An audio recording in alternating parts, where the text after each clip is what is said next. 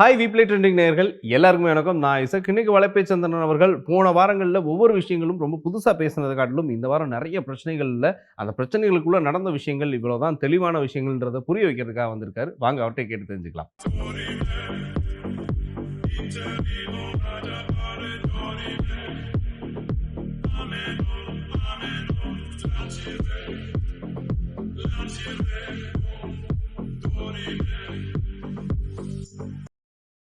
Sir வணக்கம், எப்படி இருக்கீங்க? வணக்கம் வணக்கம், நல்லா இருக்கு. ஒரு சிறப்பான சந்திப்பு. போன வாரங்களில் நிறைய விஷயம் பேசியிருந்தோம். அதுக்கப்புறம் நம்ம இன்னும் அடுத்தடுத்த விஷயங்கள் பேசணும்னு இருந்தோம். ஸோ உங்களோட நேரம் குறைவாக இருந்ததுனால நம்ம அதுக்குள்ளே முடிச்சாச்சு. பரவாயில்ல, இப்போ நான் உங்களுக்கு இறுக்கி பிடிச்சாச்சு. இப்போ இந்த வாரத்தில் அந்த குட் பேட் அக்லி விட மாட்டாங்க போட்டிருக்கு. நாங்கள் ரசிகர்கள் எல்லாமே இல்லைப்பா, நாங்கள் ஒரு 1000 கோடியை தொடாமல் நாங்கள் விட மாட்டோம் அப்படின்னு ஒரு போட்டி. சரி, இருந்துட்டு போட்டோம். அந்த போட்டிக்குள்ளே ஒரு விஷயம், டேய் நானும் உள்ளே இருக்கேன்டா அப்படின்ட்டு இளையராஜா ஐயா உள்ளே வந்துட்டார். அங்கே பார்த்தோம்னா ஒரு சலசலப்பு. எப்பா என் பாட்டை நீ எதுக்குப்பா பயன்படுத்தின? என் பாட்டை பயன்படுத்துறதுக்கு தான் நான் உனக்கு முன்னாடியே சொல்லியிருக்கேன், காசை கொடுத்துட்டு பயன்படுத்து அப்படின்ட்டு. அப்புறம் சொல்கிறாங்க, ஐயா அதுக்கு இதுக்கும் சம்மந்தம் இல்லை, நீங்கள் கொஞ்சம் நல்லா விசாரிச்சுட்டு வாங்கன்ட்டு. அதை பற்றி கொஞ்சம் சொல்லுங்கள். இல்லை, ஆக்சுவலாக இதுக்கு மைத்ரி மூவி மேக்கர்ஸ் ஒரு விளக்கம் கொடுத்துருக்காங்க. சரி, நாங்கள் முறையாக அனுமதி பெற்று தான் படத்தில் பாடல்களை பயன்படுத்திருக்கோம் அப்படின்ட்டு. வெளியில் மக்கள் மத்தியில் பேசப்படுறது என்னென்னா, இளையராஜாட்ட பர்மிஷன் வாங்காமலே இந்த பாடல்களை பயன்படுத்திட்டாங்க அப்படின்னு. அப்படி கிடையாது. ஏன்னா இப்போ இந்த இண்டஸ்ட்ரியில் இருக்கிற எல்லாருக்குமே தெரியும், இளையராஜா பாடலை பயன்படுத்தினால் நாம் அதுக்கு முறையான ராயல்ட்டி கொடுக்கணும், ராயல்ட்டி கொடுக்காம பயன்படுத்த முடியாதுங்கிறது நேற்று வந்த இயக்குனர் கூட தெரியும். அப்போ ஆதிக்க ரவிச்சந்திரனுக்கு எப்படி தெரியாமல் இருக்கும்? ஸோ அதனால் கட்டாயமாக அவங்க ஆடியோ கம்பெனிகிட்ட வாங்கியிருக்காங்க. ஆக்சுவலாக இளையராஜா ஒரு ஆடியோ கம்பெனிக்கு தன்னுடைய பாடல்களை விற்றுருக்காரு. அந்த ஆடியோ நிறுவனம் எல்லா உரிமையும் எனக்கு தான் இருக்குது அப்படின்னு அந்த பாடல்களுக்கான இந்த காப்பிரைட் விஷயத்தை கவனிக்குது. அந்த நிறுவனத்திட்ட இவங்க வாங்கிட்டாங்க பர்மிஷன். அங்கே தான் நம்ம பணம் கொடுத்துட்டோமே, எதுக்கு இளையராஜாவை பார்க்கணுங்கிறது அவங்க கேள்வி. சட்ட ரீதியாக அது சரி. ஆனால் இங்கே தார்மீக ரீதியாக என்ன சொல்கிறாங்கன்னா, ஒரு படைப்பாளி இவ்வளோ அற்புதமான பாடல்களை போட்டிருக்காரு, இத்தனை வருஷம் கழித்து நீங்கள் அந்த பாடலை பயன்படுத்தும் போது நேராக அவரை பார்த்தா, ஐயா உங்கள் பாடல் நாங்கள் பயன்படுத்திக்கிறோம் அப்படின்னு ஒரு அனுமதி வாங்குறது தானே சரியாக இருக்கும்னு கேட்குறாங்க. அது அவரவர் விருப்பம். காசு கொடுத்து வாங்கும் பொழுது நோ சென்டிமெண்ட், அப்படி எதுவுமே கிடையாது. நீங்கள் பணத்துக்கு கொடுக்குறீங்க, நான் வாங்கிக்கிறேன், அவ்வளோதான். இதுக்கு எதுக்கு நான் போய் அவரை பார்க்கணுங்கிறது இங்கே சிலருடைய மனப்பான்மையாக இருக்குது. அதனால இளையராஜாவை பார்க்காம விட்டாங்க. ஆனால் இளையராஜாவினுடைய வழக்கறிஞர் என்ன சொல்கிறாரு அப்படின்னா, இளையராஜாவுக்கும் அதில் உரிமை இருக்குது. இப்போ கோர்ட்டில் பிரச்சனை என்னன்னா, ஆடியோ நிறுவனத்துக்கும் இளையராஜாவுக்குமான பிரச்சனை கோர்ட்டில் போயிட்டு இருக்கு. இளையராஜாட்டேருந்து அவங்க எல்லாமே ஏமாற்றி வாங்கிட்டதான் இவங்க ஆர்கியூ பண்ணிகிட்டு இருக்காங்க. என்னென்னா, இப்போ ஒரு காலத்தில் இளையராஜா இந்த அக்ரிமெண்ட் போடும் பொழுது அன்னைக்கு இந்த மாதிரி யூடியூப் கிடையாது, ஸ்பாட்டிஃபை கிடையாது, இன்னும் பல பல தளங்கள் இங்கே கிடையாது, அமேசான்லாம் கிடையாது. அப்போ இளையராஜா ஒரு அக்ரிமெண்ட் போடும்போது ஒரு சொற்ப பணத்தை கொடுத்துட்டு அவர்கிட்ட போட்டாங்க. ஆனால் இன்றைக்கி இதிலெல்லாம் விற்கிறது எப்படி சட்டத்திற்கு புறம்பானதுன்னு இவங்க லாயர் சொல்கிறாரு. ஆனால் எனக்கு தெரிந்து எந்த காலத்திலையும் அக்ரிமெண்ட் போட்டாலும் அதில் ஒரு ஷரத்து ஒன்று இவங்க சேர்க்குறாங்க. என்னென்னா, இன்றைக்கி நான் இதை ஒளி நாடாவுக்கும் ஒளி தட்டுக்கும் நான் இதை பயன்படுத்துவேன், எதிர்காலத்தில் ஒரு டெக்னாலஜி வந்ததுன்னா அதுக்கும் இது செல்லும்னு அவங்க போடுவாங்க. Okay okay. எல்லா நிறுவனங்களுமே ஒரு படத்தை வாங்குறவங்களும் சரி, இப்போ இந்த படத்தை சேட்டலைட் உரிமை வாங்குறாங்கன்னு வைங்களேன், இப்போ சேட்டலைட்டுக்கு மட்டும் நான் வாங்குறேன்னு போட மாட்டாங்க.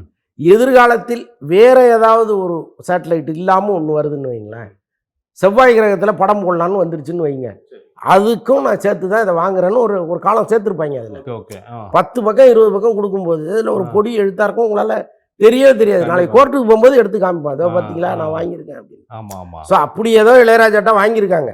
இல்லைன்னா இவ்வளோ வாத்தண்டிக்காக அவங்களும் கோர்ட்டில் போய் சண்டை போட மாட்டாங்க இல்லையா? அப்போ இவங்க பக்கமும் நியாயம் இருக்குது, இவங்க பக்கமும் நியாயம் இருக்குது. அப்போ ஒரு பட நிறுவனம் என்ன பண்ணணும்னா, ஒருத்தருக்கு தான் பணம் கொடுக்கும். இப்போ போய் இளையராஜாட்ட பணத்தை கொடுத்துட்டு அவர் காலில் ஆசீர்வாதம் வாங்கிட்டு இந்த படத்தில் இந்த பாட்டை பயன்படுத்தினா ஆடியோ நிறுவனம் சும்மா விடுமா என்ன? விட மாட்டாங்க. அவன் நோட்டீஸ் அனுப்புவான், நீ எப்படி ஏன் பர்மிஷன் இல்லாமல் பாட்டை போட்டாமா. அப்போ இந்த பிரச்சனை இருக்குது. அப்போ நேரடியாக சட்ட ரீதியாக என்னவோ அதை செய்வோம்னா அவங்க அங்கே போயிட்டாங்க, ஆடியோ நிறுவனத்திட்ட போயிட்டாங்க. ஸோ இதுதான் இதில் நடந்த விஷயம். பட்டு இளையராஜாவை அவங்க கன்சிடர் பண்ணுறாங்களா இல்லை கோர்ட்டில் பார்க்கலான்னு போகிறாங்களா அப்படிங்கிறது நமக்கு தெரியாது. இன்னொன்று இந்த வழக்கு நீண்ட காலமாக போயிட்டுருக்கு. அதான் இளையராஜாவுக்கும் இளையராஜா பாடல்களை வாங்கிய ஆடியோ நிறுவனங்களுக்குமான அந்த சண்டை இருக்குல்ல, அது நீண்ட கால வழக்காக இங்கே இருக்குது. அது எப்போ முடிச்சு வைக்கப்படுதோ அன்னைக்கு தான் இந்த பிரச்சனைக்கும் ஒரு முடிவு வரும். அது என்னைக்கு தீர்ப்பு வரும்னு நமக்கு தெரியாது. சரி. ஒருவேளை இந்த நிலைமையின் அவசரத்தை கருதி ஆ. நீதிமன்றம் வந்து கொஞ்சம் அவசரமா அதுக்கு ஒரு தீர்ப்பு சொல்லிடுச்சுன்னா சரி. படத்தை பாடல்களை வாங்குறவங்களுக்கு கொஞ்சம் நிம்மதியா இருக்கும். நிம்மதியா இருப்பாங்க. யார்கிட்ட போய் வாங்குறதுன்னே தெரியாம தானே அவங்க ம். அவஸ்தைப்பட்டுட்டு இருக்காங்க. ம். ஸோ அதுல ஒரு கிளாரிட்டி இல்லாம இருக்கிறது தான் இவ்வளவு பிரச்சனையும். சரி. ஏன்னா இதுல வந்து இந்த படத்துடைய ஆரம்பத்துல ஒரு இசையமைப்பாளர், அதுக்கப்புறம் ஜிவி பிரகாஷ் வர்றாரு. ஸோ இது ஒரு பக்கம் டிஎஸ்பி இருந்தாரு, அதுக்கப்புறம் வந்து ஜிவி பிரகாஷ். இதுக்கு நடுவுல ஒரு விஷயம் வந்து இப்ப இந்த பிரச்சனையில இந்த மாதிரி ஒரு இசை சேர்ப்பு, இந்த மாதிரியான பாடல்கள் பயன்படுத்துதல் ஒரு வீரியமற்றது அப்படின்ற ஒரு வாதம். ஸோ இதை வந்து நீங்க எப்படி பார்க்குறீங்க? இல்ல அப்படி நம்ம சொல்ல முடியாதுங்க. அப்ப ஜிவி பிரகாஷ் இது வரைக்கும் போட்ட ஹிட் பாட்டெல்லாம் ம். குப்பைன்னு சொல்லுவீங்களா நீங்க? முடியாது. அவருக்கு திறமை இல்லைன்னு சொல்லுவீங்களா? முடியாது. திறமை இருக்கிறதுனால தான் அவர் அந்த இடத்துல உட்காந்துருப்பாரு. நிச்சயமா. இல்லைன்னா ஜிவி பிரகாஷ் இடத்துல நீங்கள் நானும் உட்காந்துருப்போம். ம். ம். ம். அவருக்கு அந்த திறமை இருக்கு, சரி. அந்த அறிவு இருக்கு, அதனால தான் அங்க வந்து உட்காந்துருக்காங்க. ஆ. இந்த படம் என்ன கேட்குது, அதுக்கு அவங்க ஒரு வேலை பார்த்துருக்காங்க, அவ்வளோதான். நாளைக்கு ஒருவேளை முழுக்க முழுக்க சங்கராபரணம் மாதிரி ஒரு படம் வருதுங்க, ஜிவி பிரகாஷ் தான் மியூசிக்னே வச்சுக்கோங்க, அவரால் ஒரு கர்நாடிக் மியூசிக் போட முடியாதா என்ன?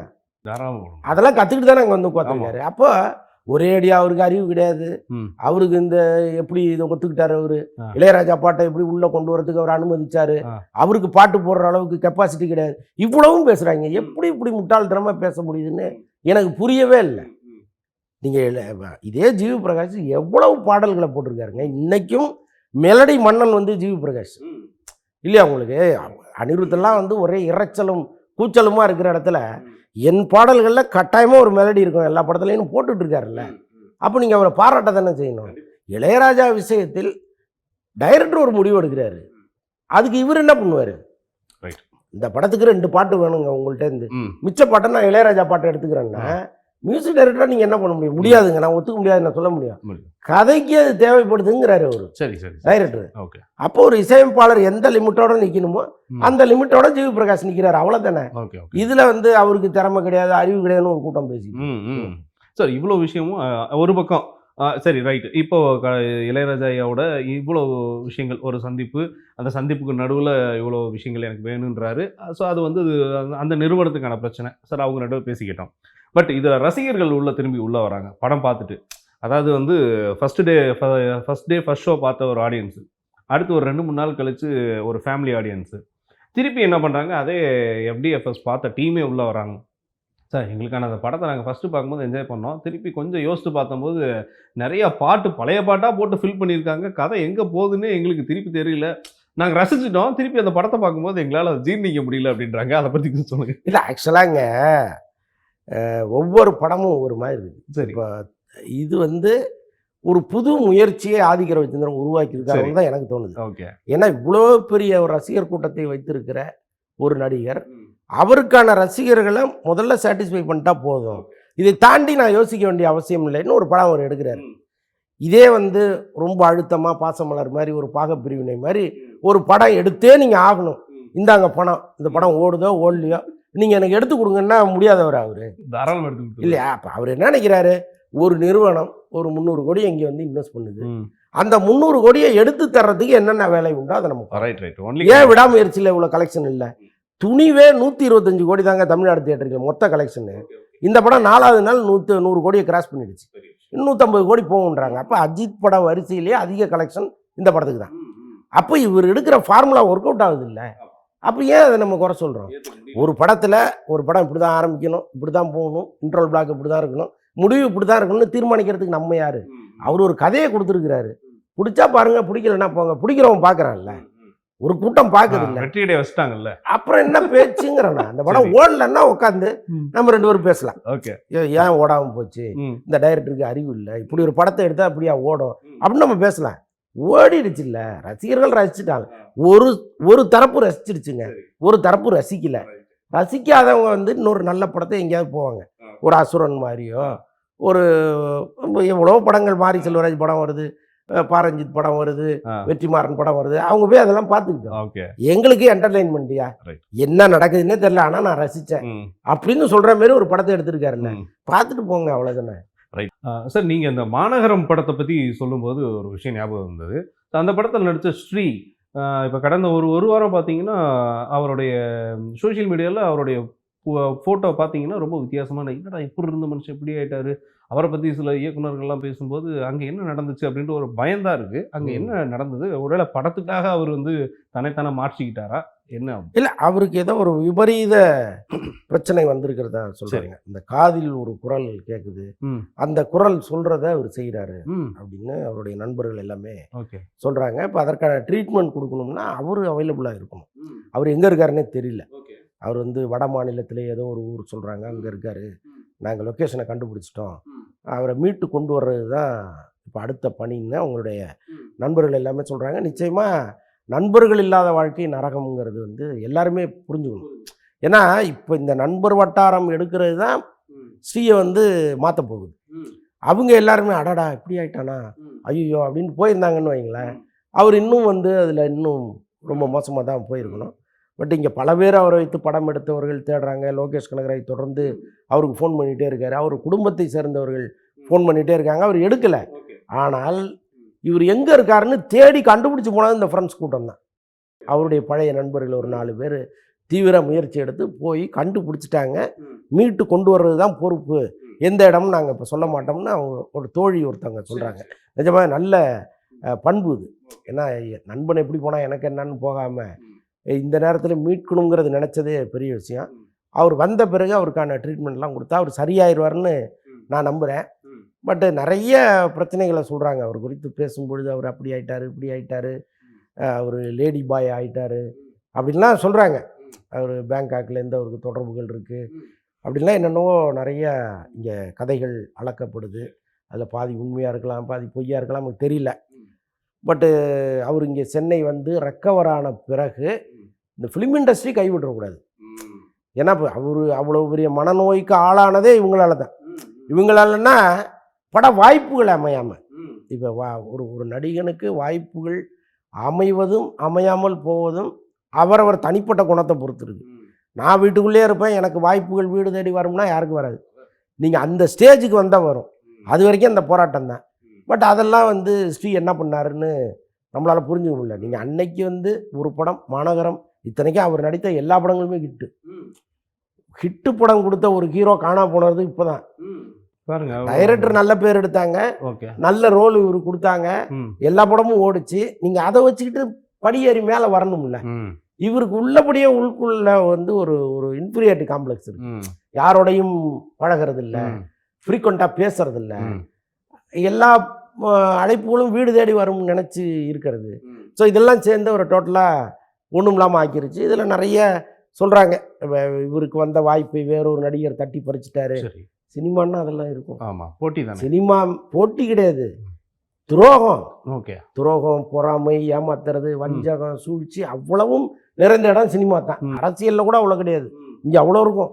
நீங்கள் முட்டி மோதி போராடி ஒரு இடத்துக்கு வந்து நிற்கிறதுங்கிறதெல்லாம் சாதாரண விஷயம் கிடையாது. அதில் வந்து நீங்கள் நிற்கிற அளவுக்கு ஸ்ரீக்கு கெப்பாசிட்டி இல்லை. இப்போ அவரை மாற்றிக்கணும். இந்த கவுன்சிலிங் வந்து அவருக்கு இது போன்ற துணிவுகளையும் சேர்த்து கொடுக்கணும். இதுக்கப்புறம் அவர் வந்துட்டார், ஒரு நம்பிக்கையை கொடுத்துட்டாங்கன்னா, இப்போ ஸ்ரீ வந்துட்டார், மீண்டு வந்துட்டார், இவரால் இனி எந்த பிரச்சனையும் கிடையாது, இவர் பழைய மாதிரி போயிட மாட்டார் அப்படிங்கிற நம்பிக்கையை அவரு கொடுக்கணும். Okay, okay. அதுக்கப்புறம் தான் போவாங்க. இப்போ ஒன்றும் இல்லை, ஒரு பெரிய படம், எவ்வளவு சுமாரான ஒரு படத்தை நீங்கள் எடுத்தால் கூட 5 கோடி கம்மி எடுக்க முடியாது. அப்போது 5 கோடி ஒருத்தர் உங்களை நம்பி போடுறாருன்னா, இவர் பாதியில் ஓடிவிட்டாருன்னா என்னப்பா பண்ணுறது அப்படிங்கிற பதட்டத்தோடு தான் போடுவாங்க. அப்போ நான் அப்படிலாம் இல்லைங்க, கம்ப்ளீட்டாக ரெக்கவர் ஆகிட்டேன், நான் இனிமேல் இங்கே தான் இருப்பேங்கிற ஒரு நம்பிக்கையை முதல்ல இந்த இண்டஸ்ட்ரிக்கு அவர் கொடுக்கும். இதெல்லாம் சேர்த்து இந்த கவுன்சிலிங் வந்து அவருக்கு சொல்லி சொல்லி அவரை மீண்டும் உருவாக்குனாங்கன்னா அவருக்கான லைஃப் இனிமேல் நல்லாயிருக்கும். ஏன்னா எல்லாரும் அறியப்பட்ட ஒரு நடிகராக இன்றைக்கி மாறிட்டார் அவர். இண்டஸ்ட்ரியும் அவர் மீது ஒரு சின்ன அளவு கவலை வச்சுருக்கு. என்னடா இப்படி நல்ல அந்த முகமே அவ்வளோ ப்ளசண்ட்டாக இருக்கும். அவர் முகத்தை பார்த்தீங்கன்னா, பழைய ஸ்ரீ ஃபோட்டோலாம் பார்த்தீங்கன்னா அவ்வளோ ப்ளசண்ட்டாக இருப்பார், அவ்வளோ அழகான முகம். அது என்னடா இப்படி ரஃப் ஆயிடுச்சு, இப்படி ஆயிட்டாரே இவருன்னு நமக்கு ஒரு சம்பந்தம் இல்லாத நமக்கே அவ்வளோ கவலை வரும்போது அவரை வைத்து படம் எடுத்தவர்களுக்கு அந்த கவலை கட்டாயமாக இருக்கும். அப்போ ஏதோ ஒரு வகையில் இந்த இண்டஸ்ட்ரி அவரை ஹெல்ப் பண்ணணும்னு நினைக்கும். அதை கரெக்டாக அவர் யூட்டிலைஸ் பண்ணிக்கணும். Okay, okay. எப்படி நடக்குதுன்னு ஓகே. ஏன்னா நீங்கள் சொல்கிற விஷயத்தை பார்க்கும்போது என்னடா சினிமா இண்டஸ்ட்ரிக்குள்ளே ஒரு விஷயம். ஏன்னா இதே இது வந்து நம்ம கொஞ்ச நாளைக்கு முன்னாடி நம்ம ஒரு விஷயங்கள் பேசினது, விஷால் அவர்களுக்கு நடந்த ஒரு விஷயம் தான். இதுவும் நண்பர்கள் தான் ரெக்கவர் பண்ணாங்க ஓ. அப்படின்றது. பட் ஆமா. இவருக்கும் நேர்ந்த ஒரு விஷயம் அப்படின்றது ஆமா. வந்து மன அழுத்தம் எந்த அளவுக்கான சில விஷயங்களை கொண்டு வருதுன்றத ஆமா. இவங்களுடைய வாழ்க்கையில அது ஒரு பாடமா எல்லாருக்கும் இருக்கு அப்படின்றது தான் ஆமா. இங்க விஷயம். ஓகே.